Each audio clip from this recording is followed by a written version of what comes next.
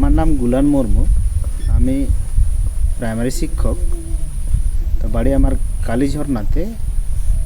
Family পুরুলিয়াতে থাকে, কিন্তু আমি কালীঝর্ণাতে থাকি স্কুলে যাওয়া আসার সুবিধার জন্য।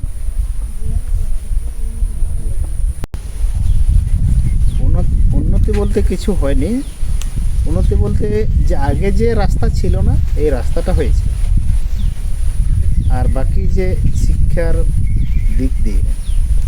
দিক দিয়ে জাস্ট সুবিধা বলতে স্কুলটা হয়েছে পাশে। আগে তো ছিল না পাশে স্কুল। আমি যেমন বাইরে ছোটো থেকে করেছি, তো স্কুলটা হয়েছে গ্রামে, কিন্তু পড়ার যে দরকার, মানটা দরকার, কোয়ালিটিটা দরকার, সেটা একদমই হয় না। আর এখানে যে সচেতনতা দরকার ছিল গার্জেনের, সে ছেলেকে শিক্ষা দেওয়ার জন্য, সেটা একদমই না এখনও পর্যন্ত। যে গাইড দরকার আছে পিতা মাতা হিসাবে বা গার্জেন হিসাবে, সেটা কারো মাথায় এই জ্ঞানটা নেই গার্জেনদের। যারা হয়তো কিছু চাকরি এখন জয়েন করেছে, তারা হয়তো বুঝছে, তারা কিন্তু আস্তে এই মানে শহর দিকে বাচ্চাদেরকে নিয়ে যাচ্ছে। বাবা মায়ের যে ওরা কী করে হয়তো বুঝেছিল শিক্ষা ছাড়া কোনো করে মানে বেঁচে থাকা একটু সম্ভব নয়। বিভিন্ন রকম পৃথিবীকে বা জগৎকে জানতে, তারা কিন্তু একটা মানে মনের মধ্যে একটা চ্যালেঞ্জ করেছিল। মানে এটাও তো ভাগ্য পরীক্ষা করার মতোই, যে বাচ্চাকে আমি পড়াশোনার জন্য আমি দিলাম, এবার যা প্রয়োজন আমি যে কোনোভাবে সংগ্রহ করব। কাঠ বিক্রি করে হোক, সবজি চাষ করে হোক, বিভিন্ন রকম পয়সা উপার্জন করে বাচ্চার প্রয়োজনীয় আমি দিব আর কি। একটা করে মনের মধ্যে জেদ করে তারা আমাকে বাইরে, মানে হোস্টেলের ব্যবস্থা ছিল তখন, হোস্টেলে দিয়েছিল। এবার আমার ছেলে কিভাবে পড়ছে, ঠিক পড়ছে কি না কোনো যাচ্ছে, পড়াশোনা ছেড়ে পড়ে অন্যান্য কিছুতে যাচ্ছে, সেই বিচারের ক্ষমতাটাও ছিল না। তো নিজে থেকে আমাদের মধ্যে একটা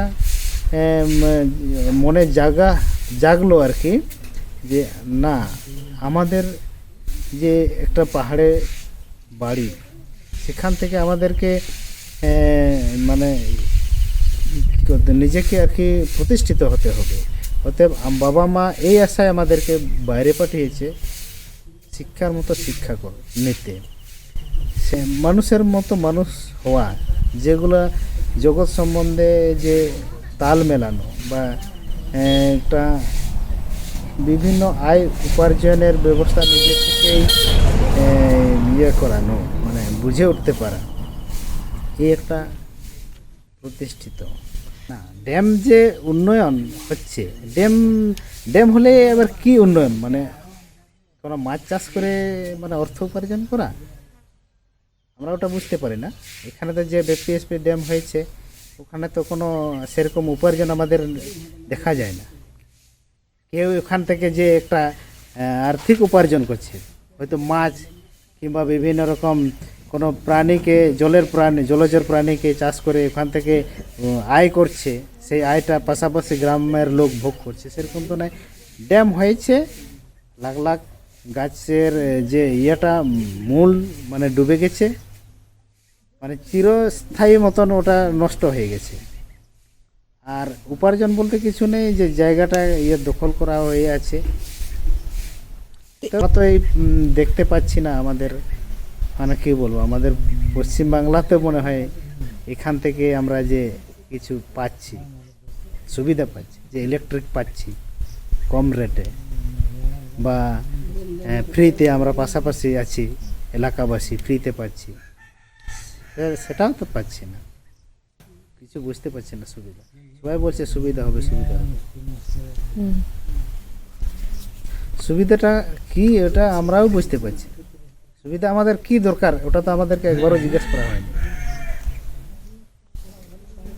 কেন কেননা প্রজেক্ট হওয়ার আগে আমাদের গ্রামবাসী এলাকাবাসী একটা আলোচনায় ডাকা উচিত ছিল যে কে এখানে ডাকবে এই আলোচনাটা? যে করবে, যে করতে চাইছে, মানে কর্পোরেট কর্পোরেট তো বা corporate, সরকার। সরকার তো সরকারি। এখানে করব, আপনাদের সঙ্গে একটা আমাদের আলোচনা আছে। এটা কি গ্রাম সভার মাধ্যমে হওয়ার কথা? হ্যাঁ, গ্রাম সভা হওয়ার মাধ্যমে হওয়ার কথা, দরকার আছে। হ্যাঁ, আপনি বলছিলেন যে এটা কিভাবে বেআইনিভাবে হয়েছে। হ্যাঁ, যেটা বেআইনিভাবে হওয়াটা, প্রথমে যে আমাদেরকে পাশাপাশি একটা গ্রাম সভা করে বা মানে জড়ো করে আমাদের সঙ্গে পরামর্শ করা উচিত ছিল। আচ্ছা, এখানে আমরা এতটা জায়গা জুড়ে আমরা বাঁধ করব, যা আমরা পিপিএসপি দেখেছি তার মতো হবে। সেক্ষেত্রে তোমাদের কি অসুবিধা আছে? এতটা জায়গা জুড়ে যে জল থাকবে, তাতে তোমাদের ক্ষতি কোনো আছে? সেরকম জিজ্ঞেস করার কথা ছিল। তারপরে আমরা যে এখন জঙ্গলে কীরকম কীভাবে উপকৃত পাচ্ছি, ওটা ওদের জানার দরকার ছিল। আচ্ছা, ড্যাম হওয়ার পরে তোমরা কি সুবিধা পাবে, এটা আমাদেরকে জিজ্ঞেস করার কথা ছিল। সেক্ষেত্রে আমাদের মধ্যে একটা পরিষ্কার আমরাও বলতে পেতাম, সুযোগ হতো বলার জন্য, ওরাও বুঝতে। তাহলে আমাদেরকে কিভাবে সাহায্য করবে, সেই সব মানে ঘাটতিগুলোকে কীভাবে পূরণ করতো, সেই শর্ত হিসাবে আমাদের কাজ হতো। কিন্তু সেগুলো তো আমাদের মানে এলাওই নেই, সে সম্বন্ধে আমাদের কোনো মানে বার্তাই দেয়নি। দিন যাবত ধরুন বাপ ঠাকুর দাদা মানে 14 পুরুষ থেকে এখানেই আমাদের বসবাস। এখানে কেউ আসতো না, কেউ এখানে মানে এখানের লোককে কেউ ওই সময় পাত্তাই দিত না। সেই অবস্থা থেকে আমরা এখানে বসবাস করে আছি। আমরা তো কাউকে তো বারণও করি না এখানে যে আসতে পারবেন না, ঘোরাঘুরি করতে পারবেন না। সেক্ষেত্রে আমাদের সেই ইয়েগুলো তো করে নাই। কিন্তু সেই জায়গায় এখন কি হয়ে যাচ্ছে, মানে ক্যাপচার হয়ে যাচ্ছে জায়গাগুলো। আমাদের যে অত সুন্দর ঐতিহ্য, প্রকৃতি, গাছপালা, বন জঙ্গল, সেটা নেড়া হয়ে যাচ্ছে পুরোপুরি। মানে আমাদের যে জঙ্গল থেকে উপকৃত বিভিন্ন রকম জিনিসগুলো, মূল জাতীয়, লতা জাতীয়, এগুলো থেকে আমরা মানে আর বঞ্চিত হয়ে যাবে, আর পাবো না। যে মূলগুলো আমরা খেয়ে আছি এতদিন, যার জন্য আমাদের সেরকম বড় ধরনের মানে রোগগুলো, আমরা এখানে বেশিরভাগ লোকের ওই রোগ সেরকমই হয়, দেখা যায় না। আমরা মনে করি যে জঙ্গলের ওই যে ন্যাচারালি যে মূলগুলো, সেটা খেয়ে হয়তো আমরা এরকম ফিট আছি। আর এখন তো সবজি টবজি সব কিছুতেই ওষুধ প্রয়োগ করা হয়, কিন্তু বনের যে মূলগুলো পাওয়া যায়, ফলগুলো পাওয়া যায়, পুরো ন্যাচারালি পুরোপুরি, সেইটা থেকে আমাদের মানে এখন পুরো হাতছাড়া হয়ে যেত। এগুলো আর পাবো না। তাহলে সেই আবার আমাদেরকে সব কিছুই ধীরে ধীরে পয়সার উপর নির্ভর করতে হবে, টাকার উপর। আগে যেগুলো বিনা টাকাতে আমরা যোগান পেতাম, সেগুলো আর হবে না। শহরে দেখা গেছে মানুষের মধ্যে মানুষের যে হেল্প দরকার, সেটা টাকার বিনিময়ে করে যে যা যাবতীয়, কিন্তু সেই জিনিসটা এখানে আমাদের মানে অভ্যাস নেই, জানা নেই। আমাদের কোনো কাজ করতে হলে যদি দু পাঁচজনকে বলে একটু এটা চলো না করে দাও, নিঃস্বার্থ করে দেবে। সেক্ষেত্রে শহরে হয় না। আর এখানে যা কিছু আর কি প্রয়োজনীয় জিনিস যদি কারো ঘর থেকে চাওয়া হলো, সেক্ষেত্রে পয়সা লাগে না, এমনিতে আমাদের ম্যানেজ করা হয়। সেই জিনিসটা গড়ে ওঠা কতটা ঠিক হবে বোঝা যাচ্ছে না। তো সেই পরিবেশটা সেটেল করতে পারবো কতটা, এটা বুঝে যাচ্ছে না। অভ্যাসটা তো নেই, জানাও নেই। ভিন্ন প্রকৃতি, একটু গ্রামের লোক যখন শহরে যায় একটু সব কিছুই কিন্তু আলাদা জগতে যাওয়ার মতনই হয়ে যায়, দেখা গেছে।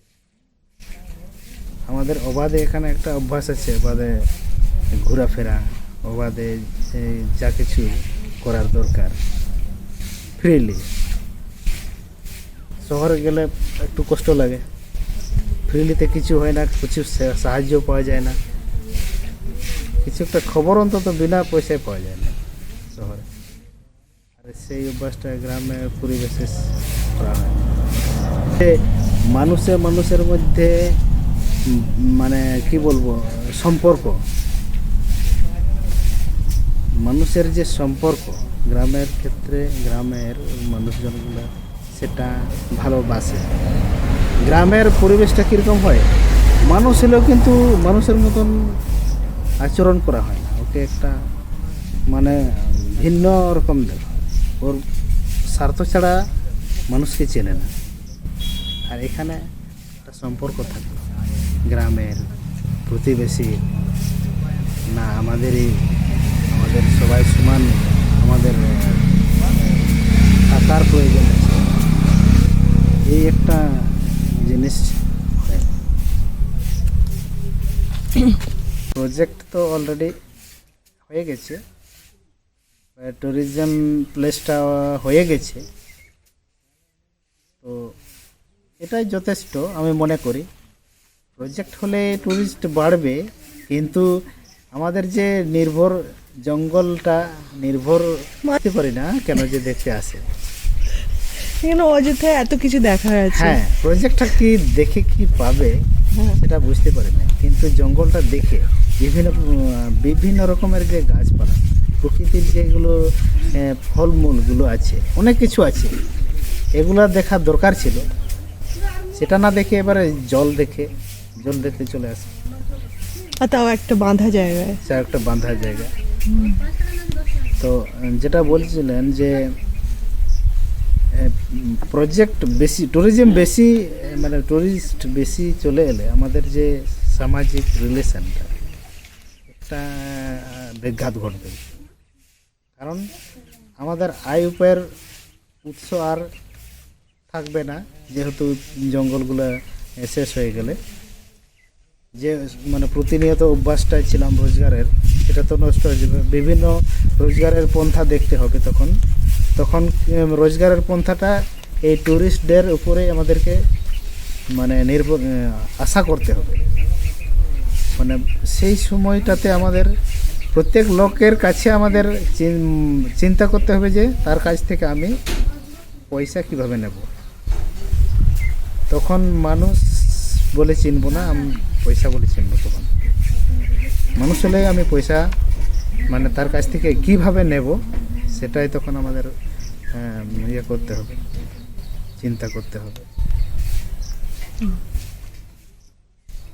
আজ তো কোনো এনজিওরই দেখি নাই কাজ। একটা কি প্রধান বলে ছিল, সেক্ষেত্রে কিছুটা আমরা দেখতে পেয়েছি কাজ করেছে বলে, যে এনজিওর নাম প্রধান। হ্যাঁ, প্রধান প্রধান। তো তারা কিছুটা আমাদেরকে কাজ করেছে, যে আম বাগানগুলো তৈরি করে দিয়েছে। আর কোনো সময় প্রশিক্ষণ দিত, যে এই যে ধান কিভাবে লাগানো হবে, কেমন চারা কী করতে হবে, এই দুটি জিনিস মাত্র। তারপরে তো এখনও আর ওদের কোনো পাত্তাই পাওয়া যায় না। আর বাকি এনজিওগুলো কী যে করেছে উন্নয়ন নাম করে, ওটা তো কোনো আমাদের নজরে আসে। ঘোরাফেরা করে অনেকে, দেখা গেছে এই এনজিও থেকে আমরা এসেছি, এই এনজিও থেকে আমরা এসেছি, কিন্তু কাজের কাজ কিছু হয়নি। এমনও হয়েছে এনজিও এসে পরে আমাদের বাবাদেরকে দিয়ে কোনো একটা কমিটি করেছে গ্রামে, সেই কমিটির নামে অ্যাকাউন্ট করেছে। অ্যাকাউন্ট করার পরে চেকবুক পাসবুক করিয়েছে, কিন্তু সেই অ্যাকাউন্টের পাসবুক, এটিএম বা চেকগুলো তাদের হাতে না থেকে ওই এনজিওদের হাতে রয়ে গেছে। তারপরে যখন কোনো কাজ হওয়ার পরে টাকা ওরাই তুলে সব কিছুকে দিয়েছে, কতটা কাজ করলো কতটা নাই তারাই কিন্তু তখন মানে ওরাই কারবার করেছে। তো এখনও এমনও নজির দেখা গেছে যে লাখ লাখ টাকা তুলেছে কিন্তু কাজের কাজ প্রজেক্টের জন্য কিছু ইয়ে করা হয়, টাকা পাওয়া যায় যে এই প্রজেক্টটা আমরা করব, এত টাকা এই প্রজেক্টের জন্য অ্যাপ্লিকেশন আমাদের গ্র্যান্ট হয়। সেই হিসাবে যে আম বাগান ধরুন, আম বাগান করতে গেলে এই এতটা এরিয়া আমরা আম বাগান করব, ধরুন যতটা হেক্টর বা বিঘা, সেখানে এতটি চারা গাছ লাগানো যাবে। প্রত্যেকটা চারা গাছের জন্য মানে লাগানোর জন্য যে কুড়া রোপণ করা প্লাস বেড়া দেওয়া, লেবারের যা যাবতীয় খরচা ওটা থেকে পাওয়া যায়।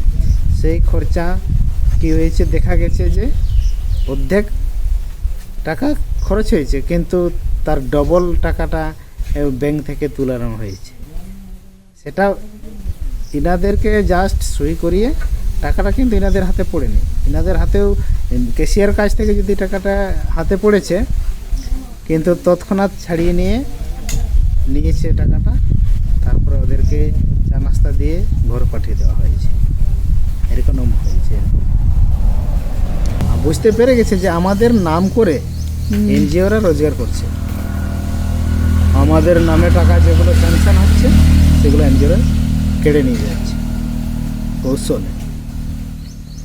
গেছে যারা মানে বিভিন্ন ধর্মের লোক এখানে চলে এসেছে আদিবাসী বাদ দিয়ে, তাদের দেখা গেছে প্রকৃতির সম্বন্ধে মানে ঠিক অতটা হয়তো ইয়ে নেই, কি বলবো,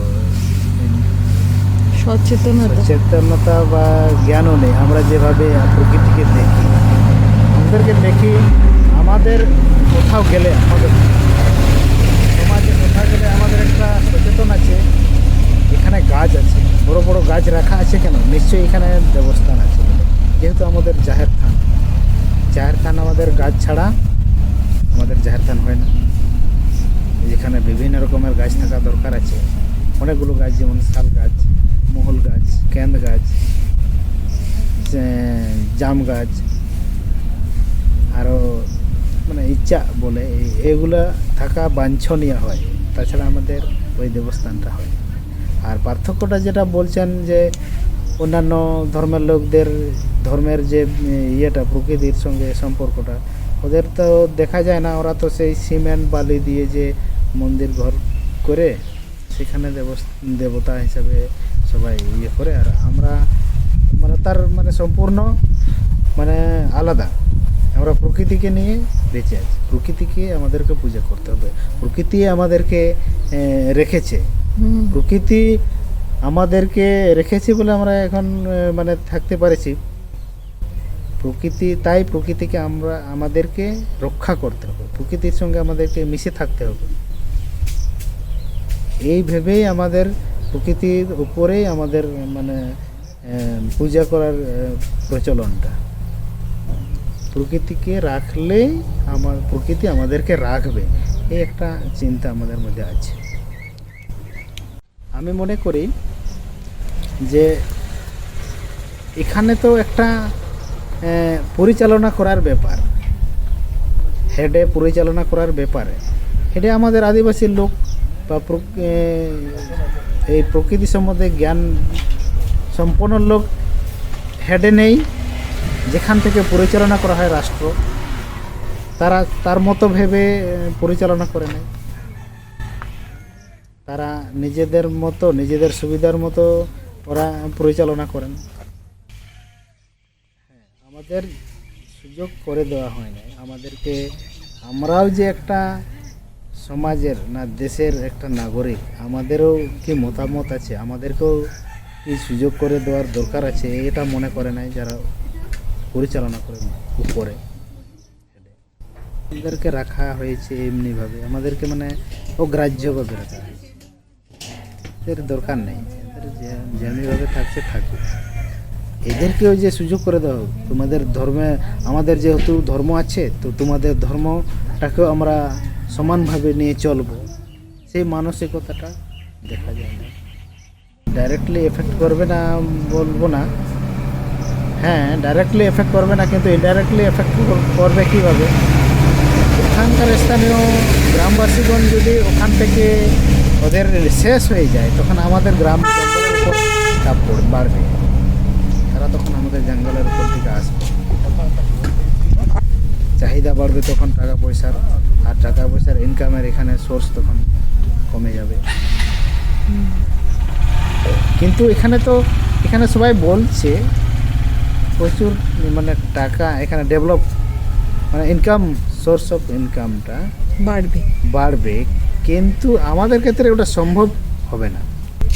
যে বড় বড় কর্পোরেটদের থাবা বসেছে, তাদের সঙ্গে কম্পিটিশনে পারবো কি? যা বড় বড় রেস্টুরেন্ট, লজ, হোটেল এবং যে বুকিং, অনলাইনে বুকিং সিস্টেম, এইসব সুবিধাগুলো কি এখানকার পাহাড়বাসী দিতে পারবে?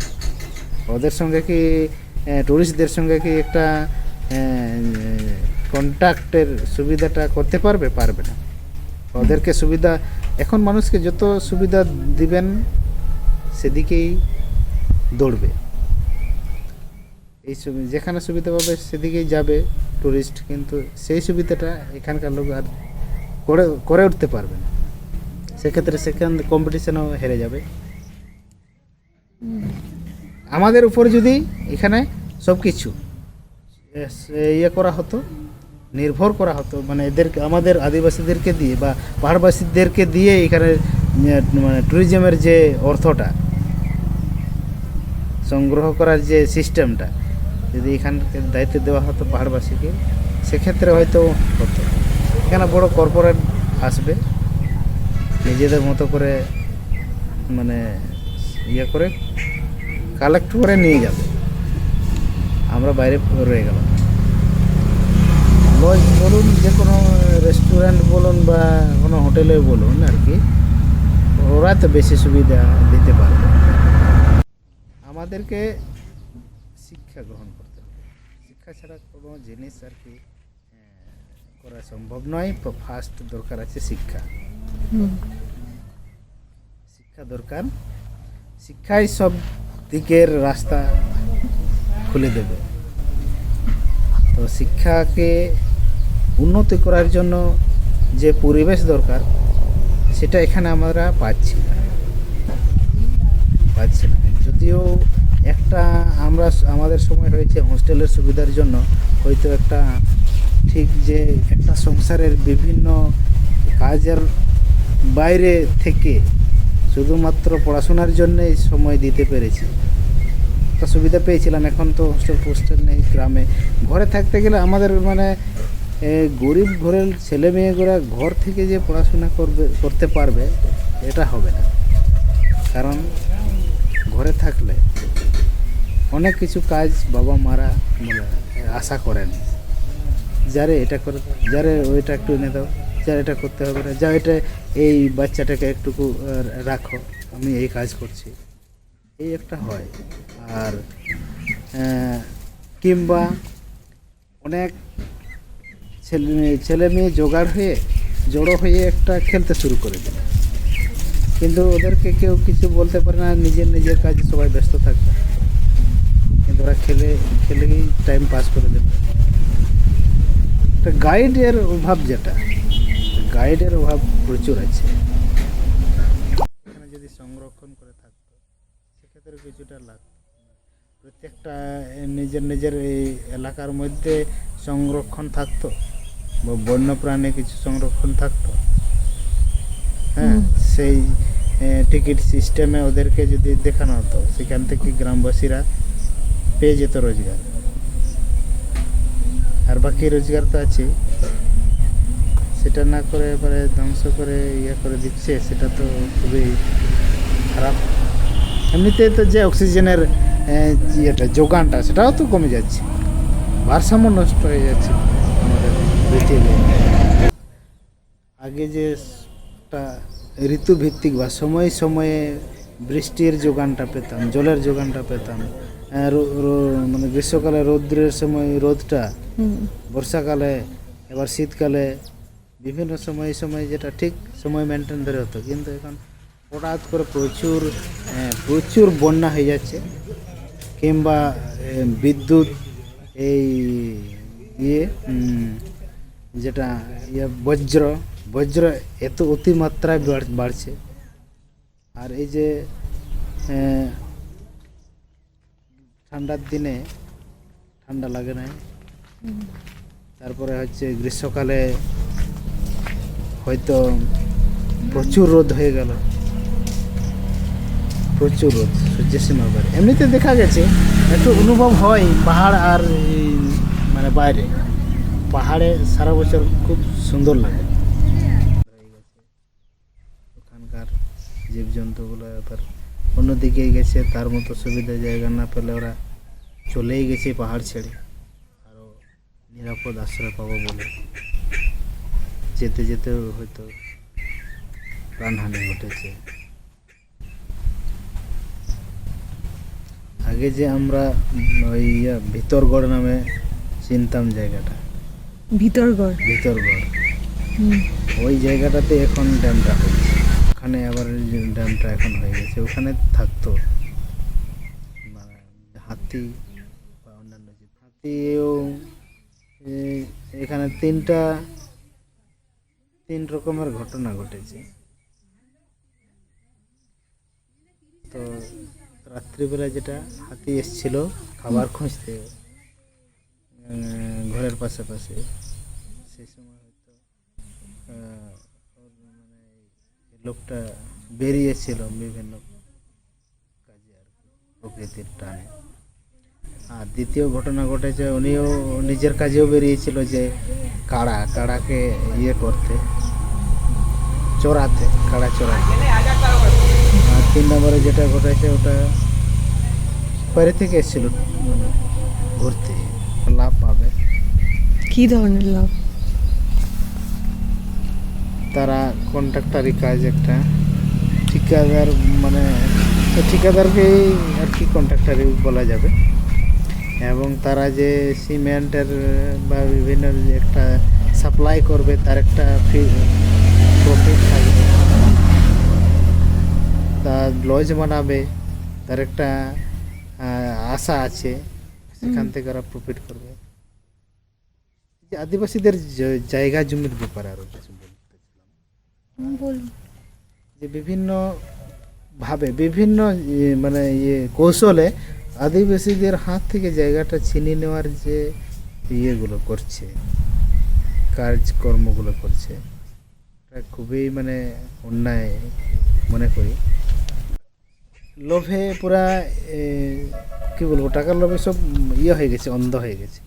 টাকা ছাড়া আর কাউকে বা সমাজকে বা মানুষকে চিনছে না। একটা মানুষ যে তার জীবন এটা পুরোপুরি আমি খতম করে দেব, সেটা চিনছে না, নিজের প্রফিট হলেই বাস। একটা আদিবাসী মানুষের এমনিতে আমাদের আইন আছে যে আদিবাসীদের জমি ও আদিবাসীরা কিনতে পারে না, লিজেও নিতে পারে না। সেটা করতে হলে, লিজটা করতে হলে বা ভাড়া নিতে হলে ডিএমের পারমিশন দরকার আছে। কিন্তু অনেক আদিবাসী এটা জানে না বলে মানে টাকার বেশি অঙ্কে দিয়ে দিচ্ছে লোভে। কিছু কিছু আমাদের এখনো আছে যারা তাদেরকে, আমাদের আদিবাসী খদ্দেরকে দিচ্ছে না, কেননা ওরা কম টাকা দিচ্ছে, আর জেনারেলি অনেক টাকা বেশি দিচ্ছে, কর্পোরেট রেটে অনেক টাকা বেশি দিচ্ছে, ওদেরকে দিয়ে দিচ্ছে। কিনা যায় না, তবু একটা প্রসেস গ্রহণ করছে যে অন্য তার একটা সম্পর্কের লোক বা তার একটা বাহাতের লোক করে নিয়ে ওর নামে যে জায়গাটাকে কিনে নিচ্ছে, সেইখান থেকে ওই জায়গার উপর রেস্টুরেন্ট, লজ বড় বড় বানাচ্ছে। 100 বছরের লিজ নাম করে বানাচ্ছে। 100 বছর হয়ে গেলে তো দুটো জেনারেশন অলরেডি হয়ে যাবে, বেরিয়ে যাবে। সেক্ষেত্রে আর পরের জেনারেশনটা ওটা ডিমান্ড করতে পারবে না, আমার জায়গা বলে হাত ছাড়া হয়ে যাচ্ছে পুরোপুরি। এইসব একটা জায়গা আদিবাসীদেরকে উচ্ছেদ করার এই চক্রান্তগুলো এখানে এখন প্রচুর হচ্ছে। অলরেডি কিছু কিছু দুটো তিনটা নজির আছে যে না জানতে আদিবাসী লোকটা ঘরে নেই, বাইরে কাজ করতে গেছে, তো 2-3 বছর পরে এসে পরে দেখছে যে আমার জায়গার উপরে অলরেডি লজ বানানো হয়ে গেছে। এখানে এজেন্ট আছে, কি বলে প্রমোটার আছে, এখানকার লোকেই টাকার বিনিময়ে কারবার করে। তারা টাকার বিনিময়ে অনেক কিছু করছে, এখানকার সব ইয়েগুলো হাতছাড়া হয়ে যাচ্ছে, জায়গা জমি প্রকৃতি জঙ্গল সবই হাতছাড়া হয়ে যাচ্ছে।